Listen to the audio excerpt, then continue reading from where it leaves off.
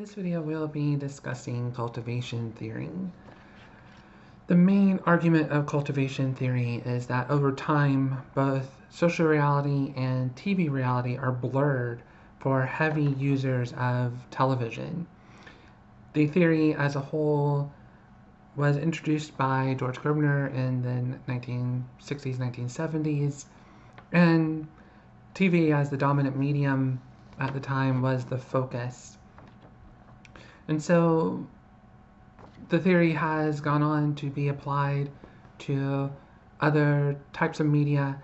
If you look on the PowerPoint, there's a link to a video, for example, of that talks about cultivation theory as it relates to video games. But cultivation theory originates with television, and the larger part of the theory argues that specific themes such as crime or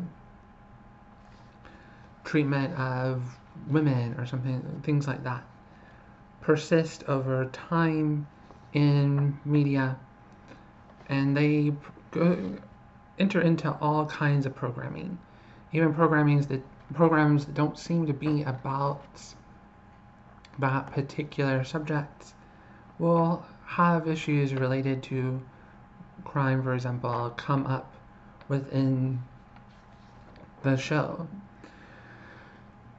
And so, because these themes are seen across all kinds of media, and because we consume so much of it, eventually we'll come to see the issues in a way that they are presented on television and in other media.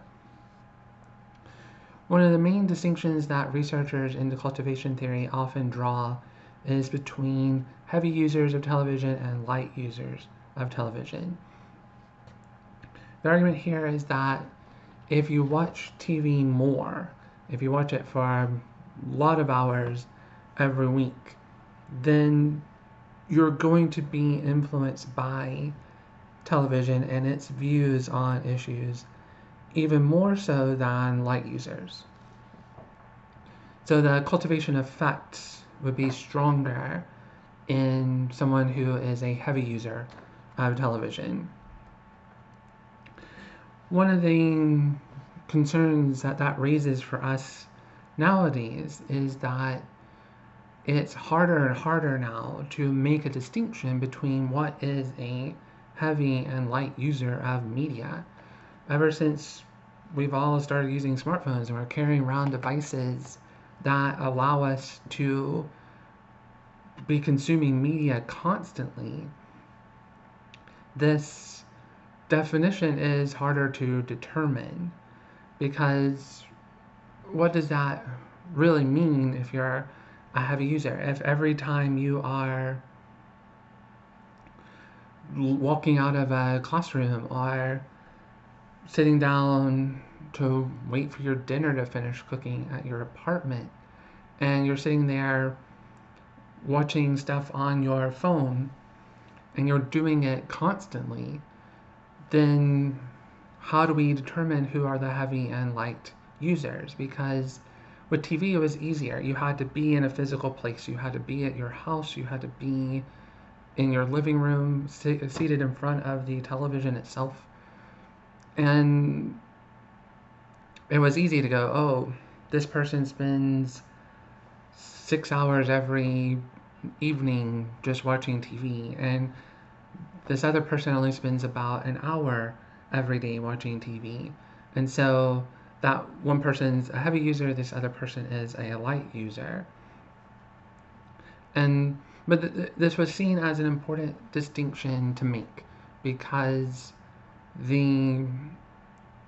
if TV is having this cultivation effect, as the theory argues, that if you just consume media over a long period of time, then you'll start to see the world the way it is presented on TV.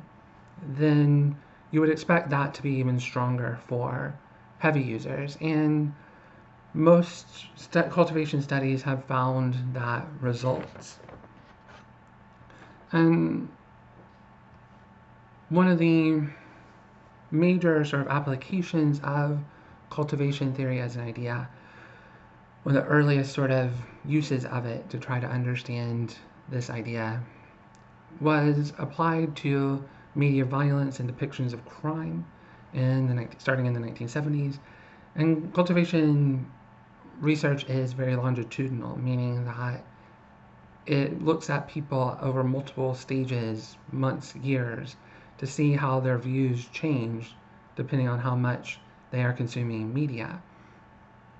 And so what researchers began to find in relationships to TV viewing and depictions of crime is that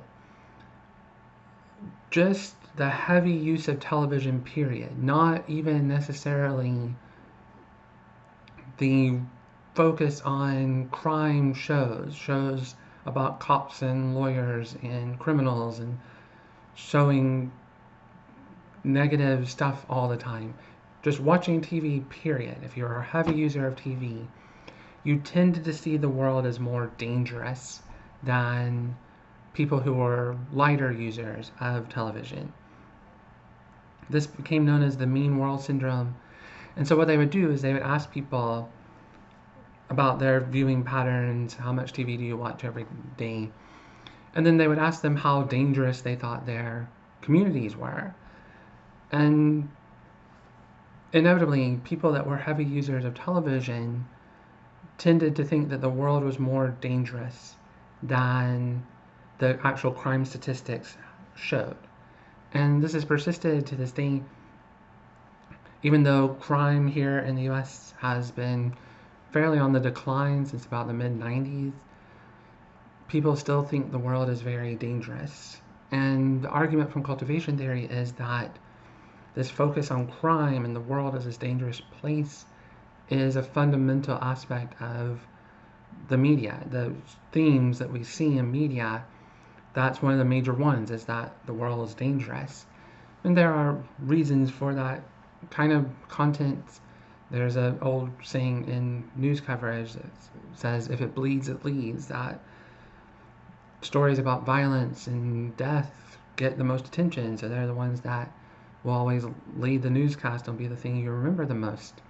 But when we're consuming this media that's telling us that the world around us is dangerous, even if we're not seeing that in our daily life, even if the statistics should tell us that the world is safer than it was 20, 30 years ago, we don't feel it's that way. And the argument from cultivation theory is that the reason we have those feelings is because of that cultivation effect, because we continue to consume this media that's telling us these things, giving us a very particular view of the world, and that is shaping how we see our social reality around us.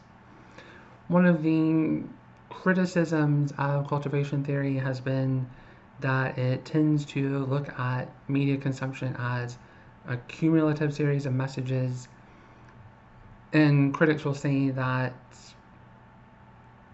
this assumes that just consuming media, period, will lead to certain results regardless of genre or type.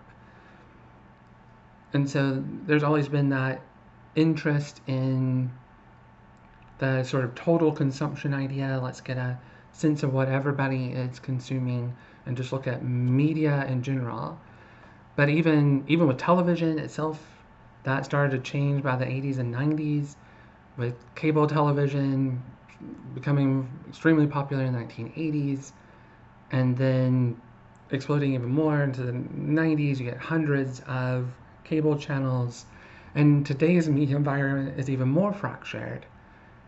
And so this idea that there's some cohesive sense of what media is telling us when we're all consuming such different things is harder to argue for now. And so there have been studies using cultivation theory that have been trying to focus more on specific genres of television, things like looking at heavy viewers of romance programming or reality TV to see how those specific genres shape how people see the world around them.